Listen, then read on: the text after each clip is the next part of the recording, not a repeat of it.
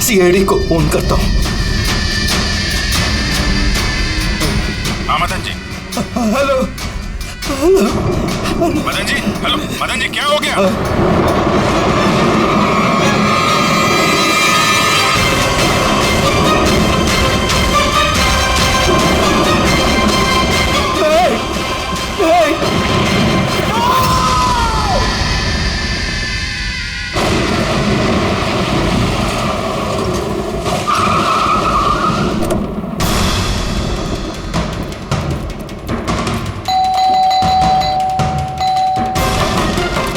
मदन जी, मदन जी, मदन जी, मदन जी,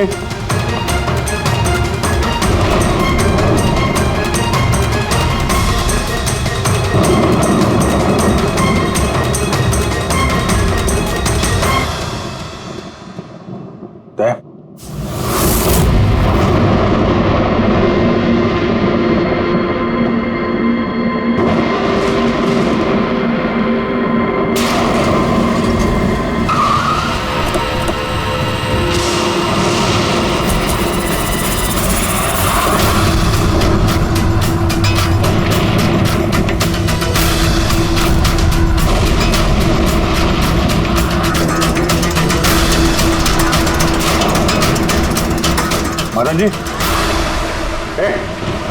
कौन है? कौन है? कौन है?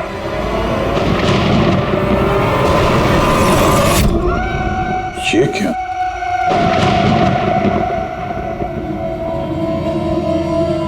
पुतला?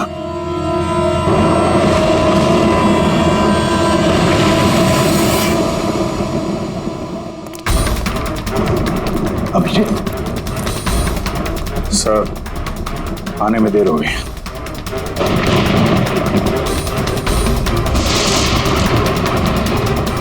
माय गॉड,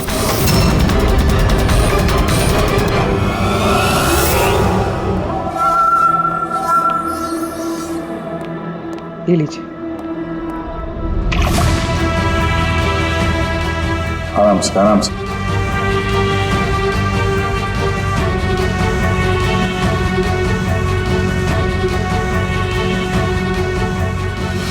मदन जी, आप ठीक तो है ना? क्यों, क्या हुआ आपको? कोई है? हाँ? मेरी जान लेना चाहता है। कौन?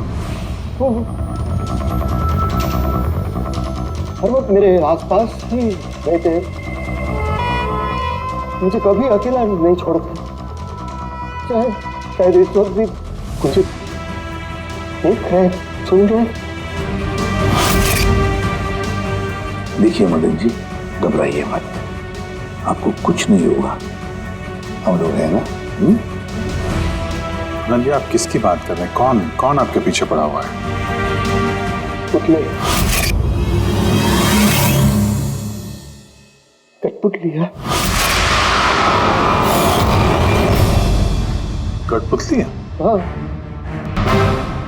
नहीं मतलब वो टाइप की नहीं, मतलब जो बेजान हो किसी के इशारे पे नाचे।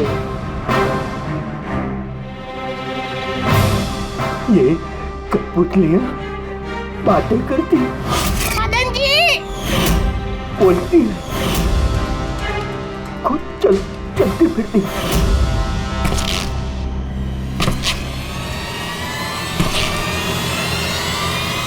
मदन जी, ओ मदन जी। बातें करने वाली कठपुतलियां। हाँ, मैं जानता हूँ आपको मेरी बात का यकीन नहीं होगा, लेकिन बात ये किसी को नहीं होगा।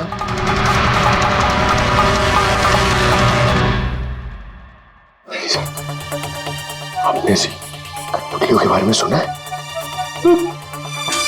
नहीं। जानते हैं कुछ दिन पहले मेरे साथ क्या हुआ था? उस दिन मेरा बर्थडे था। घर की बेल बजी, मुझे लगा मेरे दोस्त मुझे मिलने आए हैं।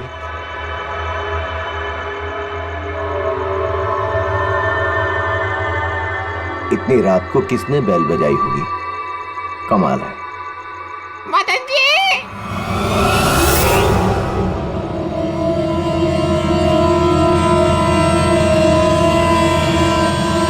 कौन? दिखाई नहीं दे रहा, मैं हूँ।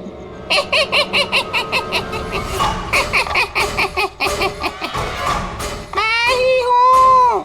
इतना हैरान होने की जरूरत नहीं। पता है यहाँ मैं क्यों आया हूँ? क्यों? तुम्हारी जान लेने। क्या? हाँ, तुझे जान से मारने। रवि, कविता, जल्दी यहाँ आओ। क्या हुआ भाई साहब? ये पुतला, ये इसने मुझे कहा कि ये मेरी जान ले लेगा। क्या? हाँ भाई साहब, ये बेजान पुतला है। हाँ, वही तो ये आपकी जान कैसे लेगा? भाई साहब, आप हमारे साथ मजाक कर रहे हैं क्या? हाँ, नहीं, कैसी बात कर रहे हो तुम रवि? है, मैं ऐसा बेहुदा मजाक क्यों करूंगा तुम लोग, और वो भी आज के दिन? अरे मैंने खुद सुना, इसने मुझे कहा कि वो जान ले लेगा। एक मिनट, मैं देखता हूँ। संभाल ला रवि। ये शांत।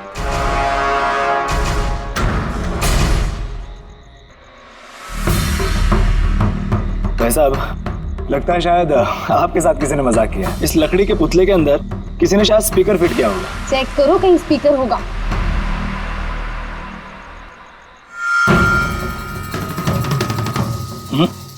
नहीं, इसमें तो कुछ भी नहीं है। अब कहाँ है वो पुतला? कैसे होगा? मैं उसी टाइम उसे तोड़ मोड़ के जला के खत्म कर दी। धमकी दी थी मुझे, उसे मैं कैसे ऐसे छोड़ देता? क्या आपने वाकई देखा था? हाँ, मैं मदन जी, हो सकता है आपको कोई सपना अपना आया। वही अकेला देखा मैं, और एक बार नहीं, ऐसा मेरे साथ थोड़े दिन बाद भी। मुझे लगता है कि मदन जी को मारने का सबसे अच्छा तरीका ये है कि उनके सीने में चाकू घोंप दिया जाए। उससे तो पूरा फर्श खून से गंदा हो जाएगा। सबसे बेस्ट तरीका है मदन जी को जहर दिया जाए। एक काम करते हैं, क्यों ना उनका गला ही दबा दिया जाए? तो आप ही बता दीजिए मदन जी, आप कैसे मरना पसंद करेंगे?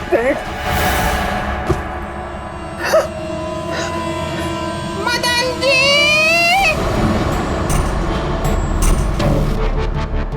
कहाँ चले?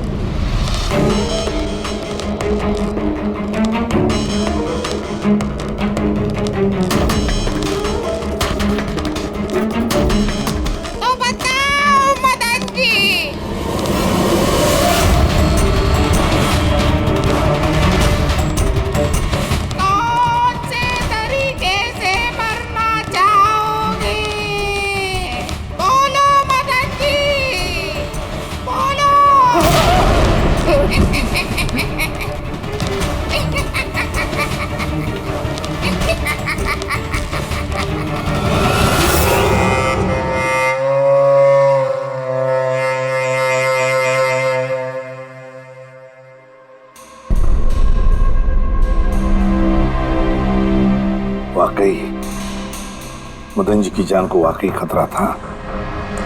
सही कह रहे थे, कोई वहम नहीं था।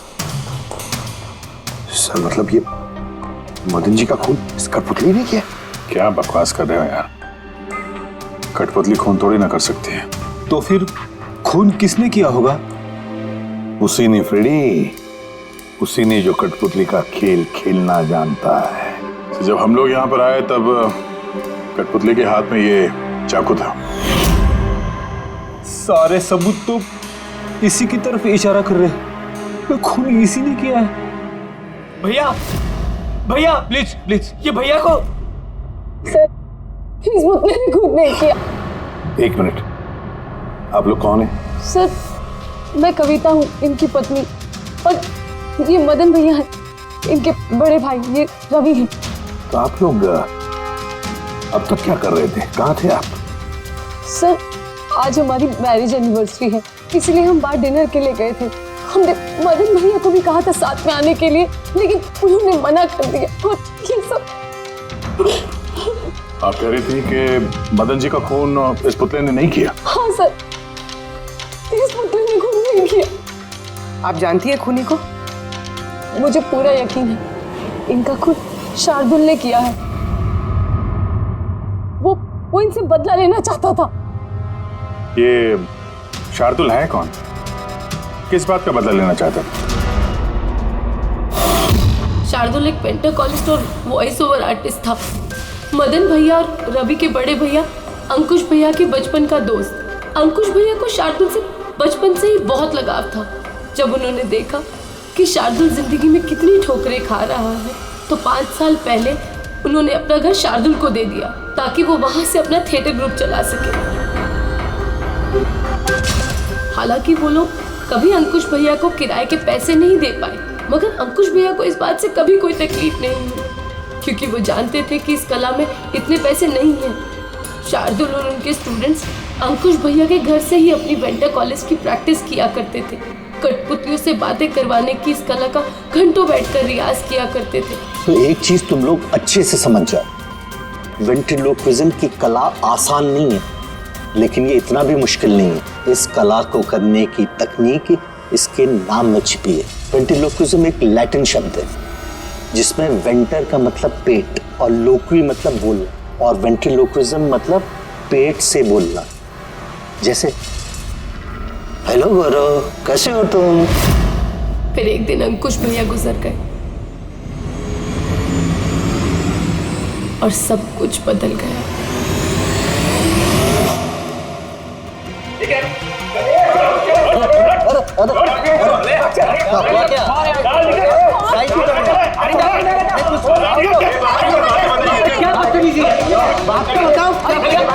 चाहिए क्या? रवि, मदन, इधर क्या हो रहा है? क्या हो रहा है? ये जो इतने वक्त से तुम्हारी मुफ्तखोरी चल रही थी ना, आज से बंद हो रही। हमने यहाँ कोई धर्मशाला नहीं खोल रखी।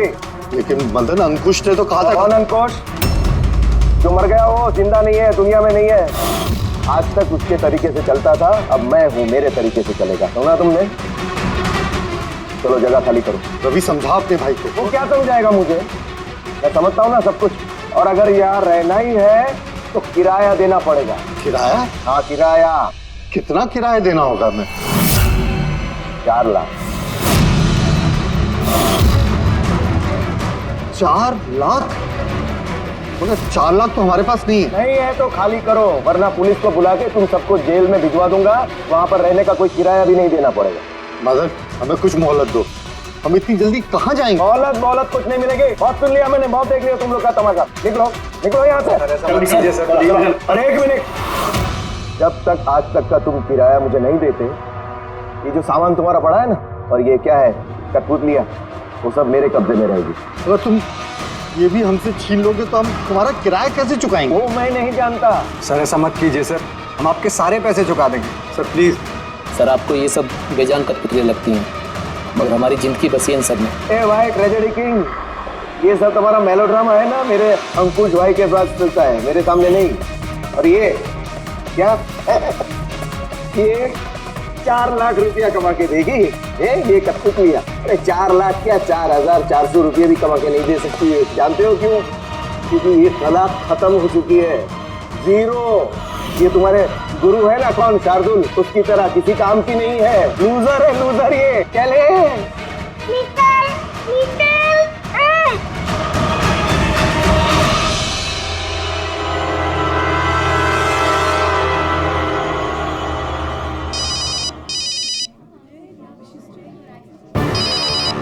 ये भी ना। कौन है भैया? और कौन? शार्दुल। बार बार मुझे इस तरह फोन करके धमकियां देता है। मैं देखता हूँ। मैं आ रहा हूँ तुझे मारने। अब तेरी जिंदगी कुछ ही दिन की मेहमान है। हेलो भैया, मेरे ख्याल से हमें पुलिस के पास जाना चाहिए। पुलिस डिपार्टमेंट में मैं किसी को जानता हूँ, शायद वो हमारी मदद करे। हाँ भैया, मुझे बिल्कुल भी उम्मीद नहीं थी कि शार्दुल इतना सनकी निकलेगा। हमें पुलिस के पास जाना चाहिए। कोई फायदा नहीं। ये शार्दुल अपने मोबाइल से फोन नहीं कर रहा, कोई लैंडलाइन नंबर से कर रहा। Landline number?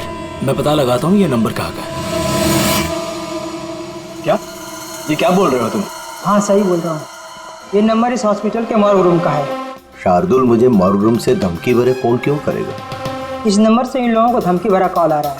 कल रात को भी आया, आज सुबह भी। लगातार 3 दिनों से आ रहा है। कौन कर रहा है ये कॉल? सर, इस फोन से किसी को भी फोन करने की इजाजत नहीं है। मैं सारा दिन यहीं पे रहता हूँ, इस फोन से किसी ने भी कोई कॉल नहीं किया। तो फिर तुमने किया होगा फोन? साहब, मैं क्यों फोन करूंगा? मैं तो आप लोगों को जानता भी नहीं हूँ। हाँ, तो हो सकता है तुमने शार्दुल के कहने पे किया हो। क्या नाम दिया आपने? शार्दुल।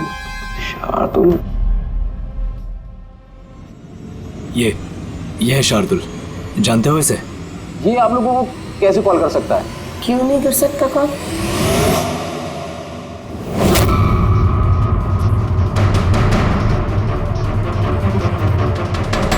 ये कैसे हो गया?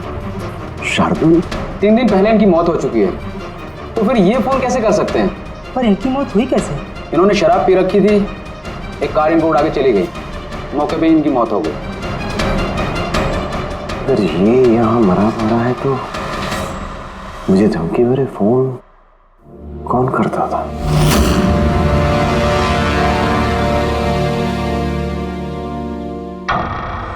सर, पुलिस रिकॉर्ड के मुताबिक तो ये सारे कॉल्स मौके लैंडलाइन से आए थे। लेकिन मौका फोन लाइन तो कोई इस्तेमाल कर ही नहीं रहा था। ये सब कैसे? पूर्वी, अच्छी तरह से चेक करो, देखो चक्कर क्या है। मामला गड़बड़ है। सर, इन्हें कुछ पता नहीं चलेगा। आप ऐसा क्यों कह रही हैं? क्योंकि सीआईडी जिंदा इंसानों को पकड़ सकती है, आत्माओं को नहीं। और मैं जानती हूँ ये सब शार्दुल की आत्मा ने किया है। देखिए, आत्मा जैसी कोई चीज नहीं होती है। पढ़ी लिखी होने के बाद भी आप ऐसी बातें कर रही हैं। आप भी तो पढ़े लिखे, आप ही बताइए ना, एक लाश मॉर्ग से फोन कैसे कर सकती है? कैसे मदन भैया से वो कठपुतलियां बात कर सकती है? सर, आपको ये सब नॉर्मल लग रहा है? आप लोगों ने भी ऐसा कुछ अनुभव किया जैसे मदन जी ने किया था? जी सर। नहीं, हट जाओ। आज मैं तुम्हें छोड़ूंगा नहीं। बहुत परेशान किया है तुम लोगों ने मुझे। मार डालूंगा मैं, आज तुमको छोड़ूंगा नहीं। भैया, हट जाओ। नहीं। भैया क्या हुआ? क्या बताना? अरे लेकिन ये क्या कर रहे हैं भैया? भैया कठपुतलियां हैं, दूर रहना। कठपुतलियां? हाँ, मारने आई है मुझे, मैंने कहा था ना। भैया एक बात तो सुनिए। क्या कर रहे हैं आप? रवि, ये आवाज ऊपर से आ रही है। हाँ, लेकिन ऊपर तो कुछ भी नहीं है, बस स्टोर रूम है और एक बंद पड़ा हुआ कमरा है। Store room? हाँ, उसी स्टोर रूम में तो मैंने सारी कठपुतलियां बड़े से बक्से में ताला लगा के बंद करके रखी है। कठपुतलियां? क्या वो सारी बाहर आ गई? कैसे? क्या?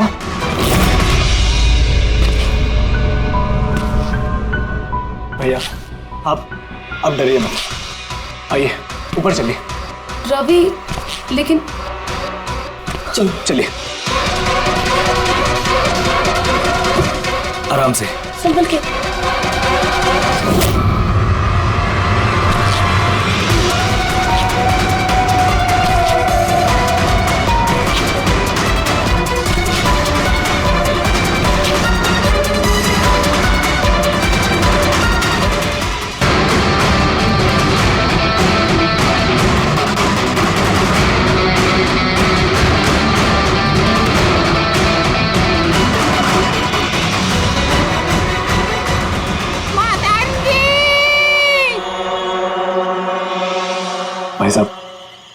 आवाज इस कमरे से आ रही है। आइए।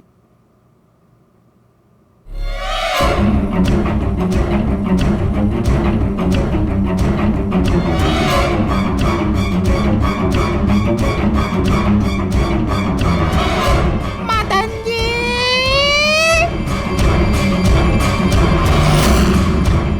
मदन जी, कैसा लगा मुझे मिलके? सोचा मारने से पहले मिल तो लूं। मैंने कहा था बातें करते हैं। सर, मदन भाई साहब ने सभी कठपुतलियों को बक्से में बंद करके रखा था, लेकिन पता नहीं ये कठपुतलियां कहां से बाहर आ रही हैं। हमें वो बक्सा भी देखना है और वो कमरा भी जहाँ पर लोगों ने वो कठपुतली देखी थी। कहाँ है? सर, दोनों कमरे ऊपर ही है सर। चलिए दिखाइए। आइए सर।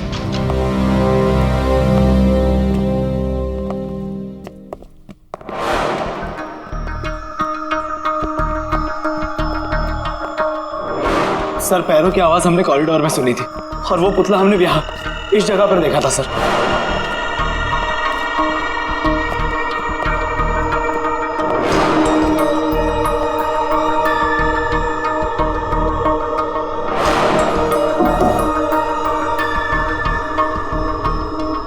ये कमरा एकदम खाली क्यों है? सर, मैंने सोचा था कि यहाँ पर ट्रेडमिल और बाइसिकल रखूंगा और थोड़ी एक्सरसाइज करूंगा, पर कभी टाइम ही नहीं मिला।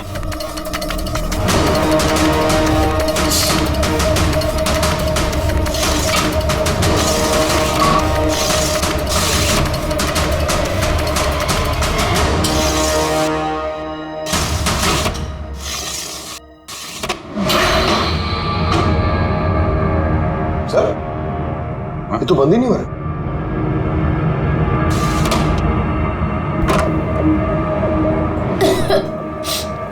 आइए सर। सर, यही वो पेटियां जिनमें कठपुतलियां बंद थी। इसे लाइट ऑन करना। जी।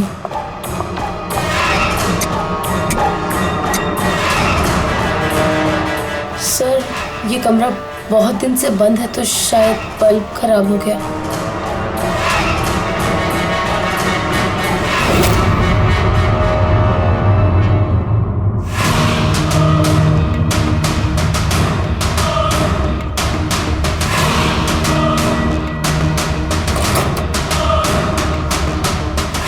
सर, सारे पेटियों पे ताला लगा है।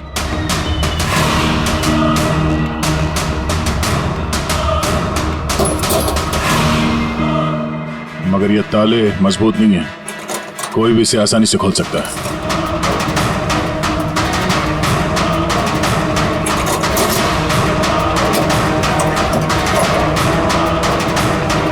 इतने सारे पुतले,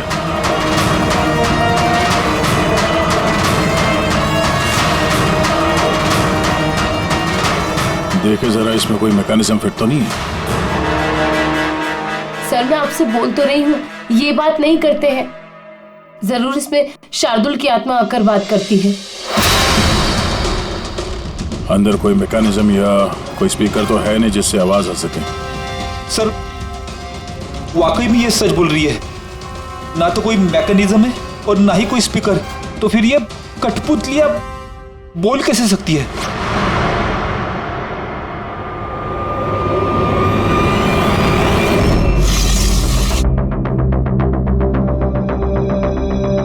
लॉक खराब है?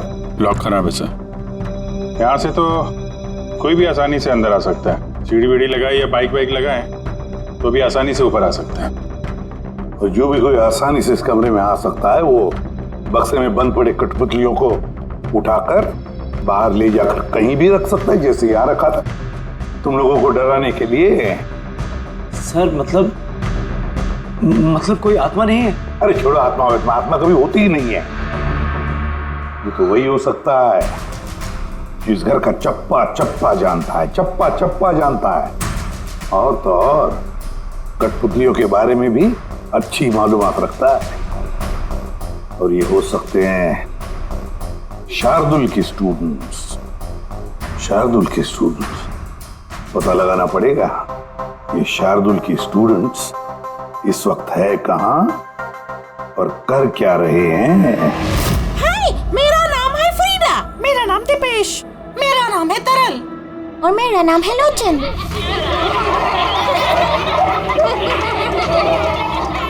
आज मैं आप सबको एक बहुत ही अच्छी कहानी सुनाने वाली हूँ। नहीं, हमेशा तुम ही क्यों सुनाओगी कहानी? अरे, तो इसमें अर्जी क्या है? हाँ, फ्रीडा, तुम्हें हमेशा सबसे अच्छा रोल चाहिए होता है। हाँ दीपेश, तुमने बिल्कुल सही कहा। मेहनत हम करते हैं और फेमस तुम होती हो। तुम्हारी कठपुतली का भी यही कहना है। सर, समझ में नहीं आ रहा सर, ये कठपुतली बात कैसे कर रही है? अरे पंकज, एक कला है आवाज बदलने की कला। इसे कहते हैं वेंट्रिकुलिज्म। बिल्कुल, बात तो यही लोग कर रहे हैं, लेकिन लगता है कि ये आवाज कठपुतली के मुंह से निकल रही है। मगर सर, ये लोग कहाँ बात कर रहे हैं? देखिए ना, इनके तो मुंह भी नहीं चल रहे। देखो, मैं कह रहा हूँ मैं सबसे बेस्ट हूँ। यही तो कला है पंकज, बिना मुंह खोले इतनी साफ आवाज में बात करना।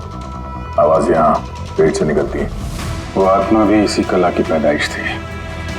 उन पुतलों ने इसी कला के जरिए मदन जी से बात की थी और वो न्यूज रीडर्स ने भी। मगर सर, ये लोग तो कठपुतलियों को ऐसे हाथ से हिला रहे हैं सर।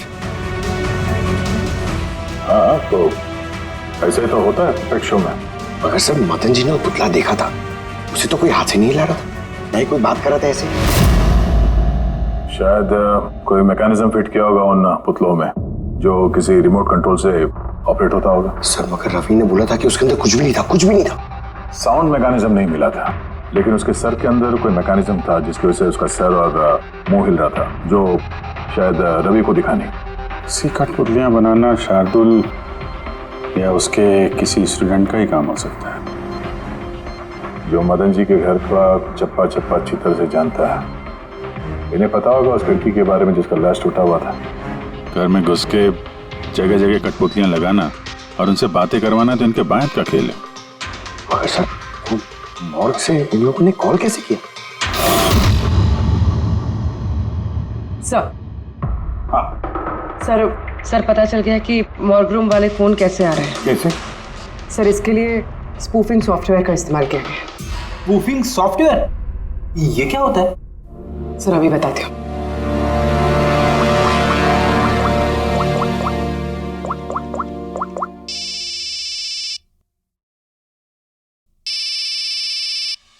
अरे यार, मेरी वाइफ को भी अभी फोन करना था। सर, मैं बिजली का बिल भरना फिर से भूल गया हूँ। शायद बिजली कट गई होगी। डांटने के लिए मुझे फोन किया होगा। फोन उठाऊं क्या? ले लो, जाओ जल्दी बात करो। हेलो, हाँ, मैं घर आने से पहले बिजली का बिल भर दूंगा। क्या फ्रेडी सर, इस बार बिजली कट ही जाएगी। अरे पूर्वी, तुमने फोन किया? मगर ये तो मेरी वाइफ का फोन नंबर है। पूर्वी, ये कैसे किया? सर, ये तो स्पूफिंग सॉफ्टवेयर का कमाल है। फोन कहीं से भी करो, नंबर वही दिखाओ जो आप चाहते हो। ये सॉफ्टवेयर तुम्हें मिला कहाँ से? सर, साइबर यूनिट से लिया है। सर, इसकी मदद से सिर्फ नंबर ही नहीं, बल्कि इंसान अपनी लोकेशन भी गलत बता सकता है। अरे बाप रे, सर ये तो बड़ा खतरनाक सॉफ्टवेयर है। हाँ, खूनी ने मॉर्ग का नंबर इसलिए चुना ताकि हमें लगे कि ये सारा चक्कर शार्दुल की आत्मा का है। शार्दुल की आत्मा। अच्छा बच्चों, आप लोगों को ये बहुत मजा आया। अगली बार फिर मिलेंगे। बाय। संभाल के बच्चे, संभाल के। Bye bye bye bye. जी कहिए, क्या मैं आपकी मदद कर सकता हूँ? जी हाँ, आप लोग मदद नहीं करेंगे तो और कौन करेगा? दरअसल हम ये जानना चाहते हैं कि मदन जी को डराने का प्लान आप में से किसका था? हम लोग कुछ समझे नहीं। अच्छा, तुम लोग भी नहीं समझे? हाँ? नहीं सर। अभी नहीं समझा? मैं निर्दोष हूँ। बहुत हंसी आई। हाँ, एक आदमी की जान चली गई, तुम सबको बहुत हंसी आ रही है। जान? किसकी जान? मदन जी की। खून हुआ है उनका सीआईडी से हम लोग। सीआईडी? जी हाँ, सीआईडी। और हमारे शक के दायरे में हो तुम सब।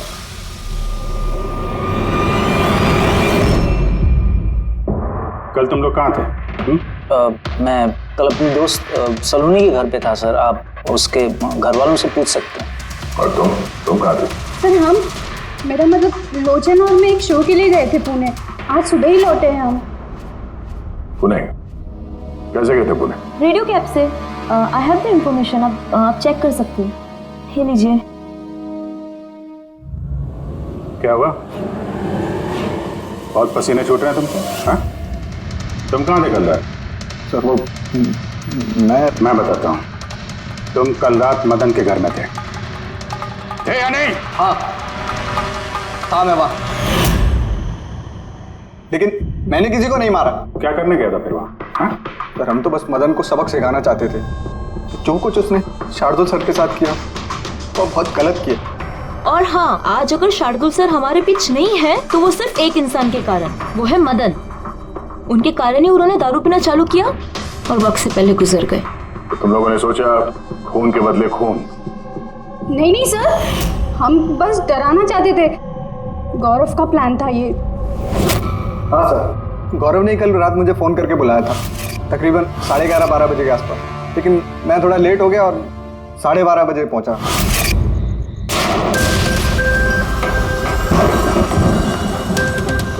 आज तो वैसे ही बहुत लेट हो गया, मार ही डालेगा गौरव मुझे। चला गया शायद अंदर, अब इससे इशारा कैसे करूं?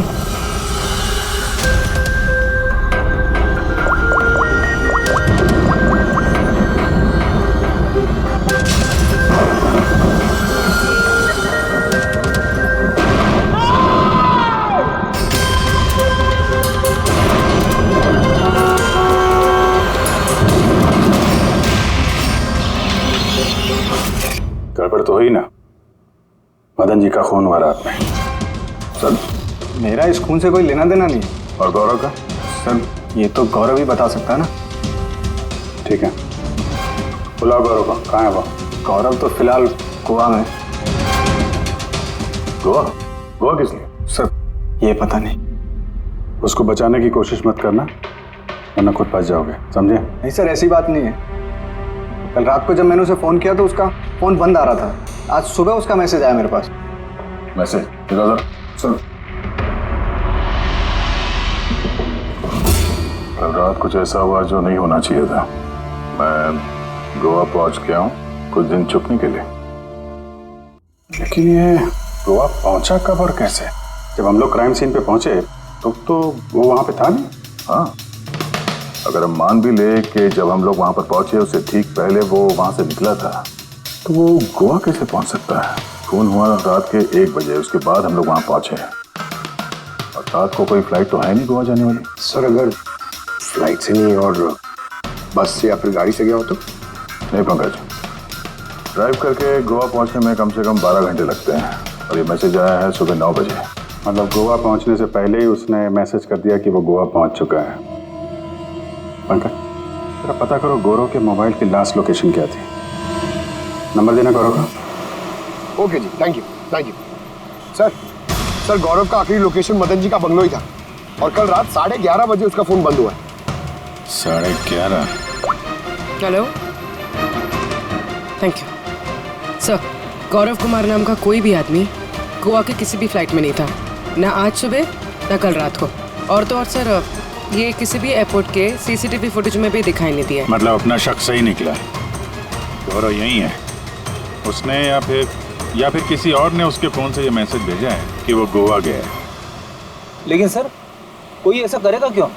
वो तो अभी पता नहीं है फ्रेडी, लेकिन एक बात समझ में नहीं आ रही। गौरव जी को मदन जी को मारना था तो वो कभी भी मार सकता था, ये डराने का ड्रामा क्यों? ये चारों लोग मिलकर ये जो कठपुतली का गेम खेल रहे थे। और तो और जब उसने मदन जी को मारा तो इसके बारे में अपने दोस्तों को बताया भी नहीं। यहाँ पे कुछ पेच है। इसका एक ही मतलब है बॉस, या तो गौरव को हड़बड़ी में मदन जी को मारना पड़ा जब वो पकड़ा गया, या फिर उन्हीं गौरव नहीं कोई और ही है। सर अगर खूनी कोई और है तो फिर ये गौरव कहाँ है? हो सकता है खूनी ने गौरव को मार के उसे गायब कर दिया और हमारे सामने ऐसे सबूत डाल दिए जिससे हमें ये लगे कि वो हमसे छुप रहा है, गोवा में है। ये लॉक टूटा हुआ है। इसी खिड़की से गौरव और उसके साथी अंदर आते थे मदन जी को डराने के लिए। अगर ये गौरव कल रात यहाँ पे आया था और उसके बाद से गायब है तो हो सकता है उसके साथ जो कुछ भी हुआ यही हुआ। अगर यहाँ उसके साथ कुछ हुआ है तो कुछ ना कुछ ट्रेसेस तो मिलने चाहिए। लुमिनल टेस्ट करके देखते हैं। पूर्वी सर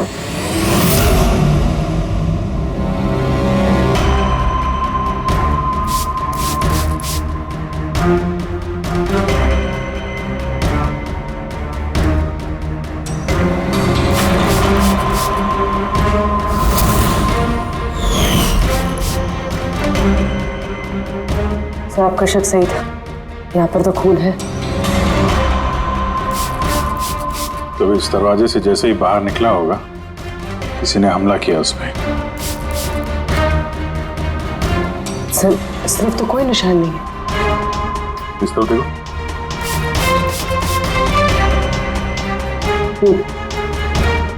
आगे देखो।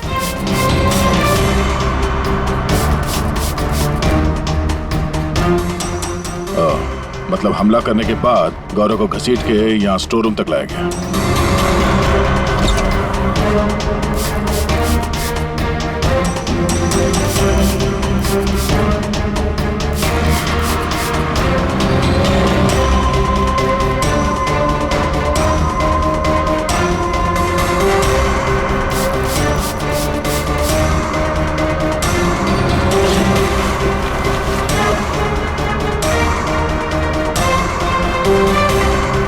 सर खून की बूंदें तो यहाँ तक है, मतलब गौरव को यहीं पर।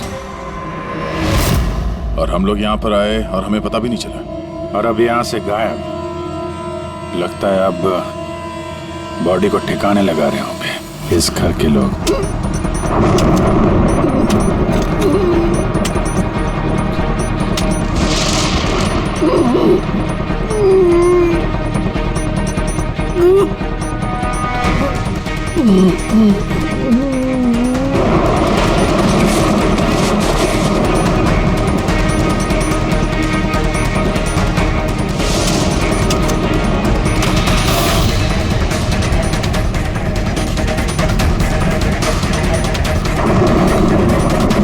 सीआईडी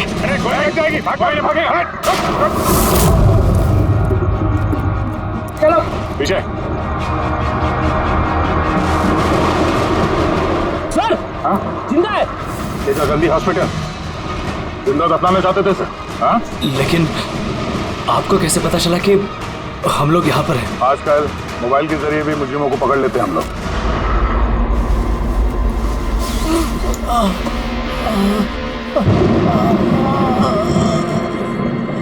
चल लेके जाओ जल्दी। आजा।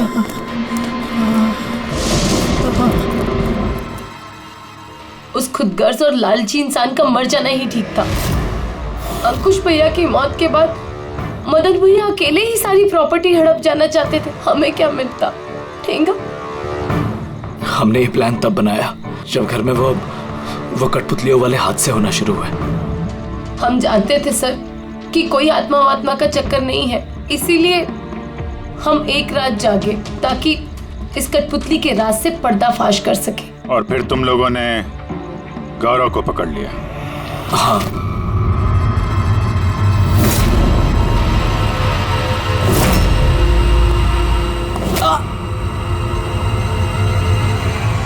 गौरव से सारा सच उगलवाने के बाद हमने सोचा कि उनके इस कठपुतलियों वाले खेल का फायदा उठाकर हम मदन भैया को मार सकते हैं। इसलिए गौरव पर हमला करके उसे बक्से में छुपा दिया और फिर मदन जी का खून करके हमें गुमराह करने की कोशिश की। ये दिखाना चाह के खून पुतले ने किया है। हमें मालूम था कि सीआईडी कभी भी आत्मा की कहानी और कठपुतलियों के खेल पर विश्वास नहीं करेगी और आपका सीधा शक जाएगा शार्दुल के स्टूडेंट्स पर, खास करके गौरव पे। और हमें गुमराह करने के लिए तुमने वो गोवा वाला मैसेज भेज दिया। हाँ, हमने सोचा कि आप पूरी जिंदगी भर गौरव को यहाँ वहाँ ढूंढते रहेंगे और हम उसे मारकर यहाँ दफना देंगे। पैसों के चक्कर में तुमने अपने भाई की जान ले ली। क्या करोगे इन पैसों का? अब ये पैसे ना तो तुम्हें जेल की सलाखों के पीछे जाने से बचा सकते हैं और ना शायद फांसी के फंदे से।